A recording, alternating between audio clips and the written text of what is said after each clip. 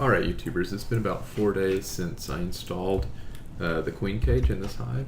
So we're going to break into the hive and see if they've accepted and released her from the cage. Alright, so I'm into the hive now and I've gotten to the queen cage, and we're going to look and see if they've released her. And I'll gently pull up on the queen cage.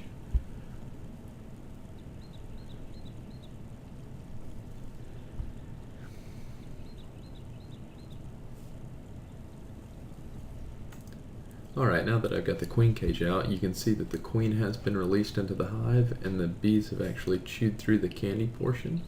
So I will remove this and put it back together and be back in a week or two to finish off these missing frames. Thanks for watching.